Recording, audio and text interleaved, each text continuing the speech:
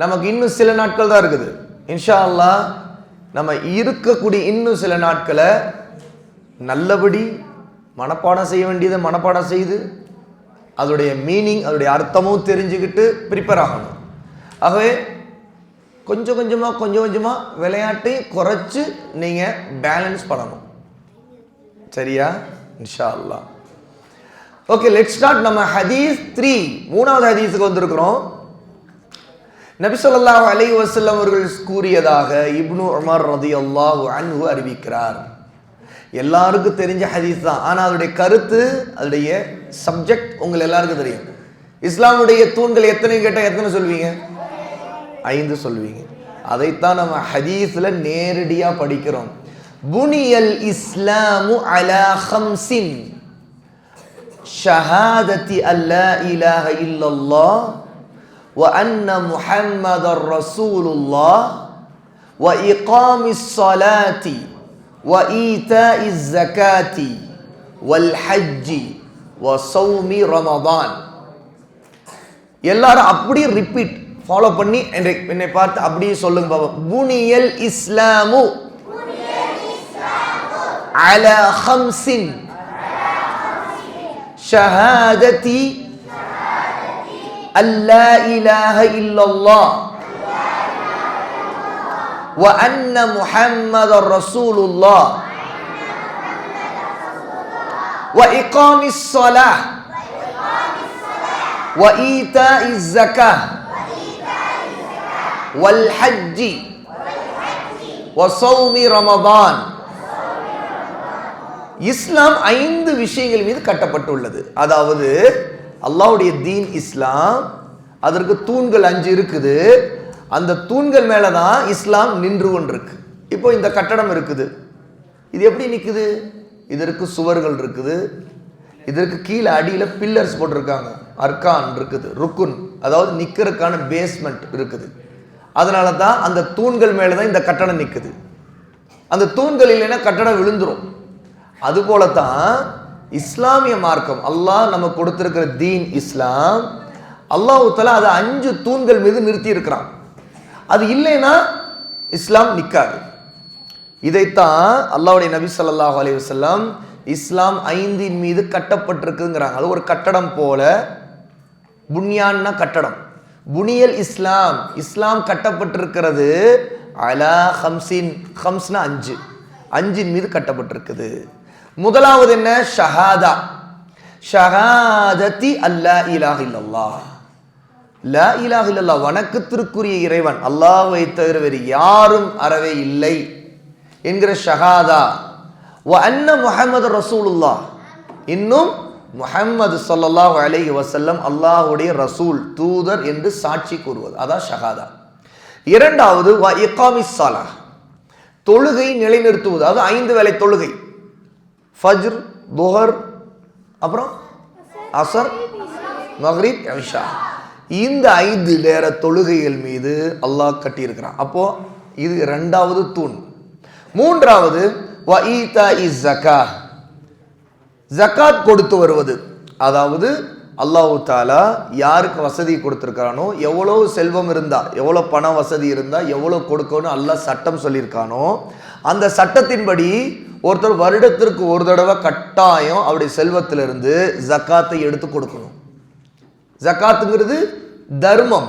இந்த தர்மம் ஏழைகளுக்கு, கஷ்டப்படுறவங்களுக்கு, கடன்ல இருக்கிறவங்களுக்கு, இந்த மாதிரி ஆனவங்களுக்கு கொடுக்கிற ஒன்று. அப்போ 2.5%, 2.5% கொடுக்கணும். அதைத்தான் ஜக்காத்துன்னு சொல்றோம். நான்காவது, இந்த ஹதீஸ்ல அடுத்து நோன்பு சொல்றதுக்கு பதிலாக ரசூல் ஸல்லல்லாஹு அலைஹி வஸல்லம் ஹஜ்ஜை சொல்லியிருக்கிறாங்க. சில ஹதீஸ்ல நோன்பு 4ஆவதா சொல்லி ஹஜ்ஜை 5ஆவதா ரசூலுல்லாஹ் சொல்லியிருக்கிறாங்க. இந்த ஹதீஸ்ல ரசூல் ஸல்லல்லாஹு அலைஹி வஸல்லம் ஹஜ்ஜை 4ஆவதா சொல்லி நோன்பு 5ஆவதா சொல்லியிருக்கிறாங்க. வல் ஹஜ்ஜி, 4வது ஹஜ். ஹஜ்ங்கிறது அல்லாஹ்வுடைய இல்லம், அல்லாஹ்வுடைய வீடு காபா இருக்குதே மக்கா, அங்கே போய் அதை தவாப் செய்து அங்கே நாம் செய்ய வேண்டிய காரியங்கள், இபாதத்துகள், அதை முடிச்சுட்டு வர்றது. இப்போ எல்லாரும் கிளம்பி போயிட்டு இருக்கிறாங்க, நிறைய பேர் போயிருக்காங்க தெரியுமில்ல. உங்களுடைய ரிலேட்டிவ்ஸ்ல யார் ஹஜ்ஜுக்கு போயிருக்கிறவங்க?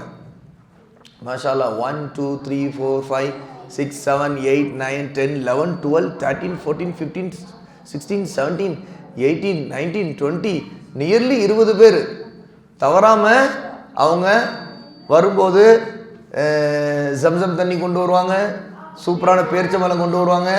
அதுவும் உங்களுக்கு நல்லா தெரிஞ்சவங்களா இருந்தாங்க ரிலேட்டிவ்ஸில், அவங்க ஏதாவது சில ட்ரெஸ்ஸஸ் அது இதெல்லாம் வாங்கிட்டு வருவாங்க. சரியா? ஓகே, மாஷா அல்லா. அப்போது நீங்கள் வாங்கி துவா செய்துட்டு ஜம்சம் தண்ணீரை குடிங்க. மாஷா அல்லா, ஜஸாக்கல்லாஹ் ஹைரா சொல்லுங்க. ஓகே, 5வது ரமதானில் நோன்பு நோக்க வேண்டும். வசௌமி ரமதான், சௌம் என்றா நோன்பு, ரமதான்ங்கிறது மாதத்துடைய பேர். வசௌமி ரமதான், ரமதானுடைய மாதத்தில் நோன்பு வைப்பது. 5 விஷயங்களை ரசூல் ஸல்லல்லாஹு அலைஹி வஸல்லம் இஸ்லாமுடைய 5 தூண்கள் சொல்லியிருக்காங்க. அதாவது இதை ஏற்றுக்கொண்டாதான் ஒருத்தர் முஸ்லீம் ஆக முடியும். நல்லா தெரிஞ்சுங்க. இதுல எதையாவது ஒருத்தர் ஏத்துக்க மாட்டேன்னு மறுத்தான்னு வைங்க, அவர் காஃபிர் ஆயிடுவார். அதுல 2வது தொழுகை, நான் தொழ மாட்டேன்னு ஒருத்தர் மறுக்கிறாருன்னா அவர் ஒரு காஃபிர். தொழுகை முழுக்க விட்டுட்டாருன்னா அவர் ஒரு காஃபிர், அவர் முஸ்லீம் அல்ல.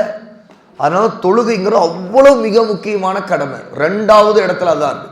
ஒருத்தர் லா இலாஹா இல்லல்லாஹ் முஹம்மது ரசூலுல்லாஹ் சொன்னா முஸ்லீம் ஆயிடுவார்.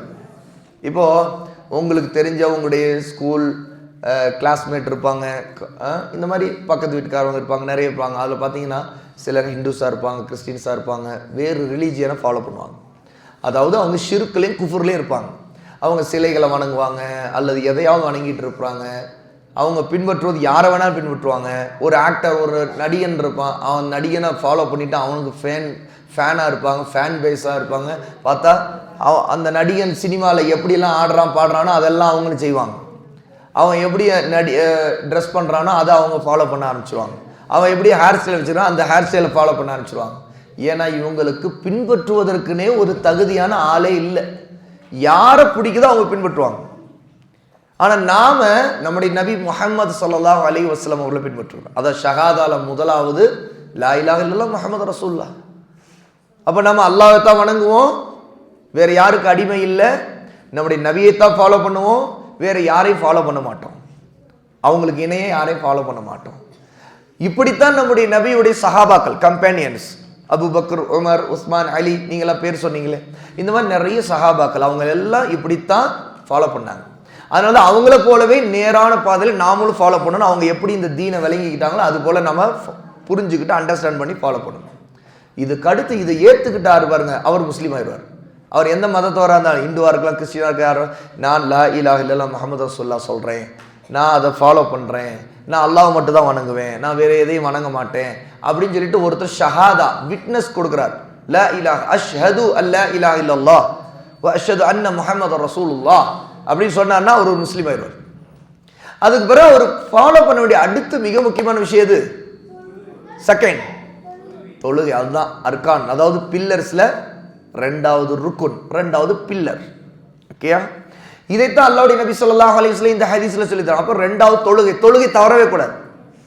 மற்றது ஜக்காத்தா இருக்கட்டும், ஹஜ்ஜா இருக்கட்டும், பண வசதி இருந்தாலும் செய்ய முடியும். ஆனால் தொழுகை எல்லாரும் கடமை. ஏழையோ பணக்காரனோ யாராக இருந்தாலும், எந்த நாட்டில் இருந்தாலும், எந்த பூமியில இருந்தாலும் எல்லாருக்கும் கடமை. நோன்பு அதே போல, தொழுகை போலவே எல்லாருக்கும், ஏழை பணக்கான வித்தியாசம் எல்லாம் எல்லாரும் கடமை. இன்னும் சொல்லப்பட நோன்பாவது உடம்பு சரியில்லை, ரொம்ப முடியலன்னா ஒருத்தர் நோன்பு வைக்காம இருந்துக்கலாம். ஆனால் தொழுகை அப்படி கூட இல்லை. அதனால தான் 2வது பில்லர்ல ரொம்ப முக்கியமான பில்லர். உடம்பு முடியலையா, நின்று தொழ முடியலையா, உட்கார்ந்து தொழுதரணும். உட்கார்ந்து கூட தொழ முடியாம ஒருத்தர் இருக்காரு, என்ன செய்யலாம்? ஒரு நோயாளி, அவர் ரொம்ப முடியாம எழ முடியல அப்படின்னா படுத்துக்கிட்டே அவர் தொழுதரணும். ஆமா, படுத்துல மனசுல கை கால் அசைக்க முடியாது கூட அப்படி தொழுகிற மாதிரியே அந்த அல்லாஹ் அக்பர், வாய் அசைக்க முடியும், வாய் அசைக்கும் அல்லாஹ் அக்பர். அவர் கை கட்டுற மாதிரி, கையை தூக்க முடியாவிட்ட கூட கை கட்ட மாதிரி நினைச்சுக்கணும், தக்பீர் கட்டின மாதிரி. அப்புறம் அவர் ஓதணும், ஓத வேண்டியது ஓதணும், சனா ஓதுறது, அதுக்கடுத்து அவுது பில்லாஹி, அப்புறம் பிஸ்மில்லா எல்லாம் ஓதணும். அவரா மனசுல நாக்கத்துன்னு அப்படி அல்ஹம்துலில்லாஹி இப்படி அப்படின்னா என்ன, அவ்வளவு முக்கியமான கடமை. நோ எக்ஸ்கியூஸ், தொழுதே ஆகணும். ஆனா பாருங்க, காலையில சைத்தான் சிலருக்கு என்ன செய்யறான், அப்படியே தொலை விடாம தள்ள பார்க்கறான். அப்புறம் தொண்டை வலிக்கு, அப்படி தொண்டை வலிக்கு, அப்ப மட்டும் அப்படி தொலை. அப்ப தொழுகை விட்டுட்டு, மொத்தமாகவே தொழுகை விட்டுட்டு தூங்குறது. ஆனால் தெரியுது அவருக்கு பேச முடியுது. அதை பேச முடியுதுல என்ன, அவருக்கு நினைவு வந்துருச்சு, தொழுகை நேரம் வந்துருச்சுன்னு. எழவே முடியாட்டி கூட, அவ்வளவு மோசமான ஒரு நிலையில இருந்தா கூட அவருக்கு நினைவு இருந்தா அவர் தொழுதரணும்.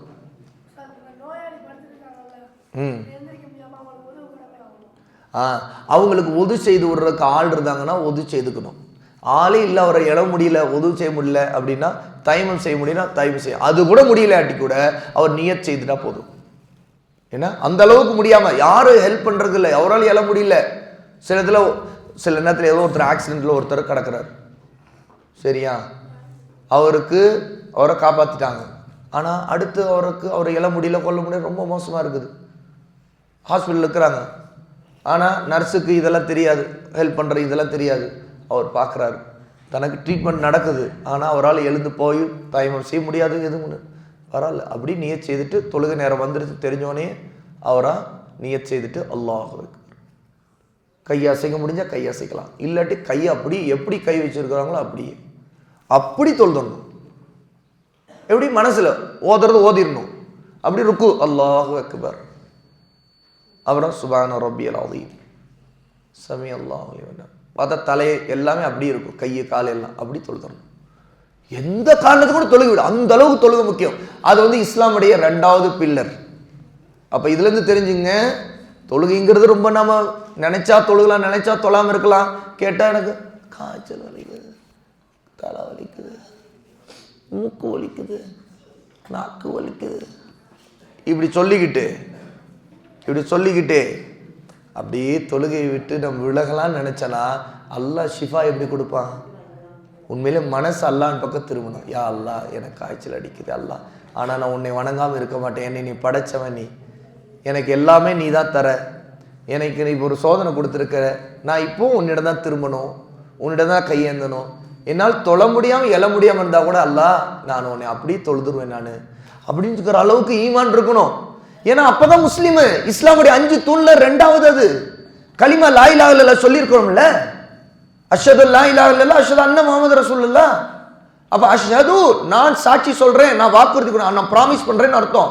ப்ராமிஸ் பண்ணியிருக்கிறோம், அப்படிதான் ப்ராமிஸை காப்பாற்றணும். நாம எக்ஸ்கியூஸ் தேடக்கூடாது, சாக்கு போக்கு தேடக்கூடாது, தப்பிக்கலாம் நினைக்கக்கூடாது. நம்ம ரப்ப வணங்குறதுக்கு ஆசைப்படணும், ஆர்வம் காட்டணும், முடியாட்டி கூட ஆர்வம் இருக்கணும்.